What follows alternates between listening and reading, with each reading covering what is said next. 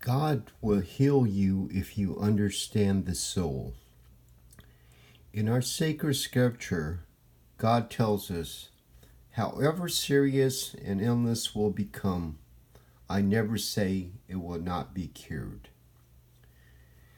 Do you have an illness that doctors and medicine cannot cure? In the Bible, Jesus and his disciples were said to have healed the sick. In the beginning of our religion, thousands of people were cured of their illness. But where are the miracles now? What are the ingredients to make these miracles happen now? Does this require believing in God and having faith? Does it require making donations or making a pilgrimage to a holy site? The following is from Tendikil's Sacred Scriptures. The saving of those whom doctors are unable to save is the foundation of the path. You tell them the teachings, they listen, and they are healed. God tells us, I will heal you if you understand the soul. Why will God heal you if you understand the soul? Understanding the soul uncovers why we suffer or have joy. By understanding the mechanism of the soul, it gives us the opportunity to attain joy by our own efforts. Why do we suffer? Why are some people afflicted with cancer? Why do people suffer from diseases? Why do people get into accidents? Why do I have these intense headaches? Why am I depressed? Why do bad people appear in our lives? Why do some people appear to have joy? Are these all random events or planned by God?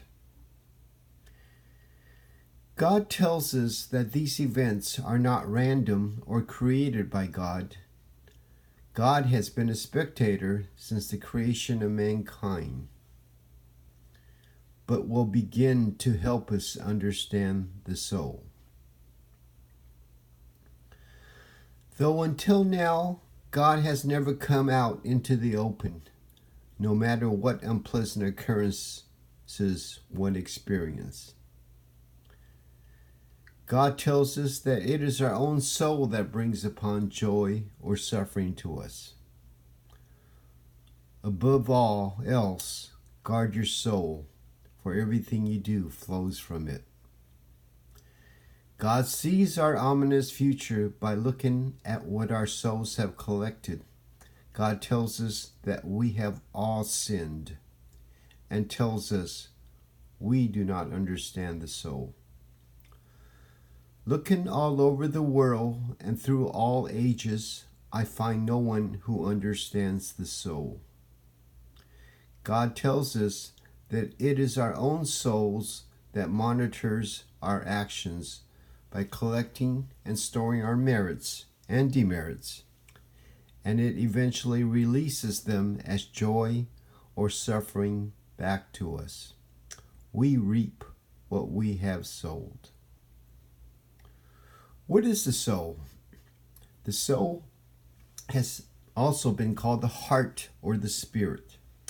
Scientists have not yet located and verified the existence of the soul in our bodies. Some scientists believe that the soul may be composed of energies, which may make it difficult to identify and locate in our bodies. God tells us that our souls are who we are, and our bodies are temporary dwellings borrowed from God, that our souls utilize to seek true joy. Our physical bodies eventually decay, but our souls continue for eternity. Our souls are like little suitcases that convey our essence from one body to another. They collect, store, and distribute energy from one lifetime to another. With what information does our souls enter and exit our bodies? Metaphorically, some suitcases will be described as more heavy and distorted, containing precursors of negative thoughts and its associated ominous fates, while other souls will be described as light and symmetrical in shape, containing precursors of positive thoughts and positive fates. In summary, the soul by itself carries information of our patterns of thoughts and our fates.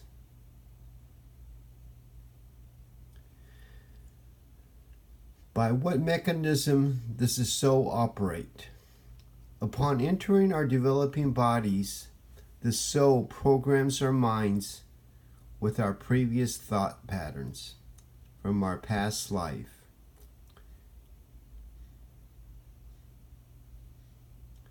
There are no surprises to what thought patterns our bodies receive from our souls. We have the same pattern of thoughts that we had acted upon in our past life. For example, if we acted upon the thought of greed in our past life, we have the same thought of greed in this lifetime. The same neural pathways of greed are reestablished.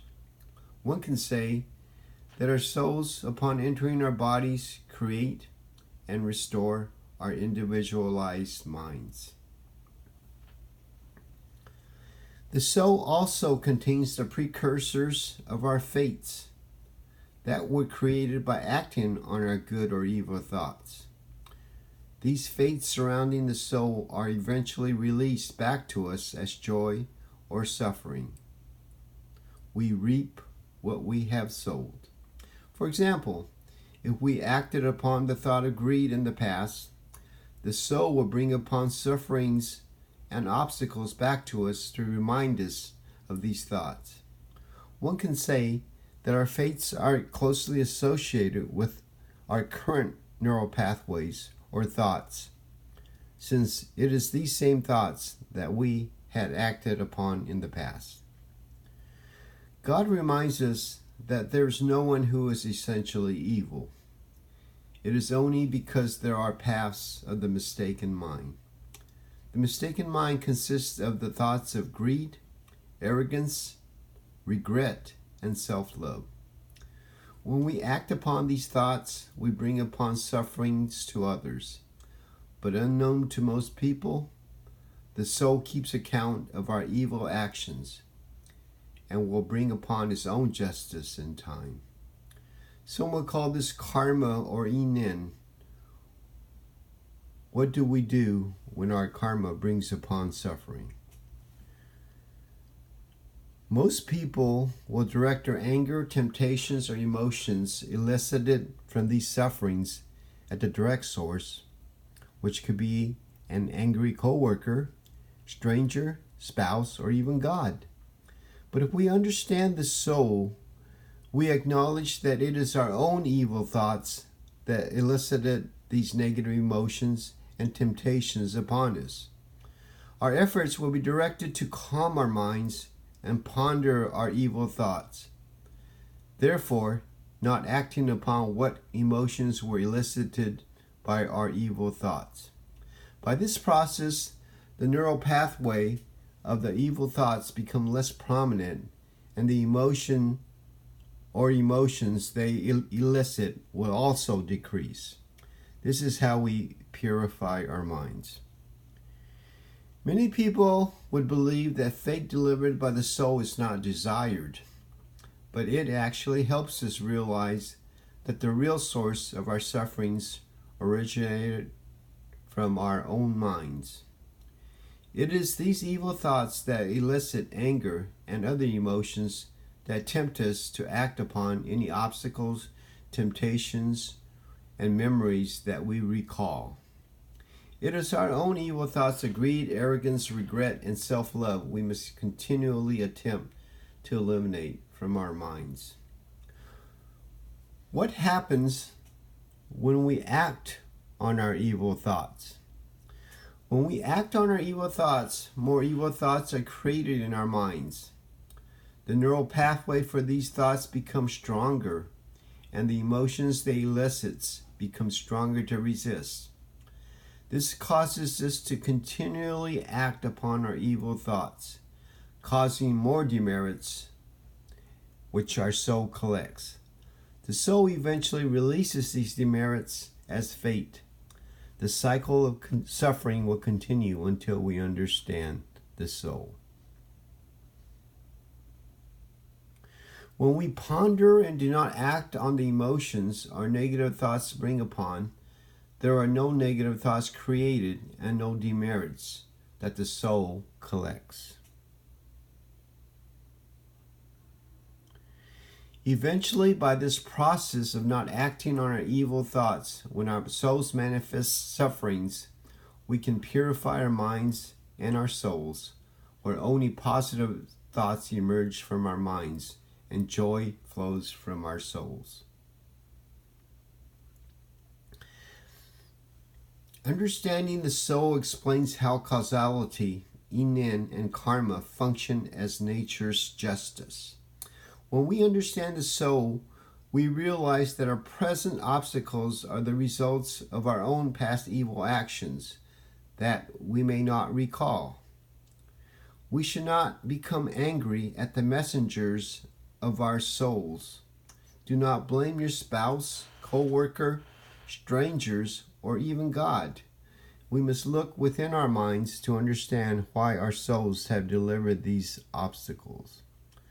God compares the digging of a root of a tree to the process of purifying our minds, as we must have strength and persistence in removing a long root. We must have persistence and strength not to act upon our evil thoughts when inconveniences occur in our lives. We must not be discouraged by what our souls bring forth in suffering. Some of us may have longer roots because we have more evil thoughts to remove from our minds.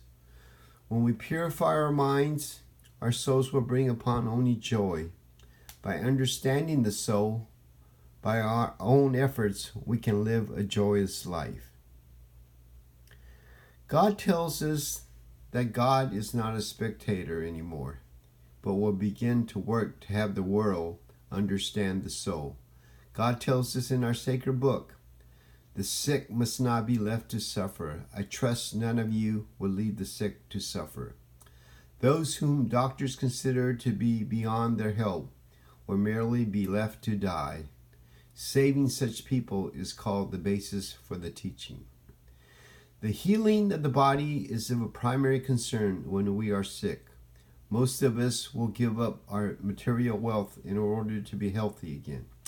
It is from this perspective of health that God will heal you from any illness if you truly understand the soul. God grants us the blessing of healing in order to have us understand the soul and begin the process of purifying our minds of greed, arrogance, regret, and self-love. By this process, we can prevent any illness or suffering in the future by our own efforts. God will heal you if you truly understand the soul.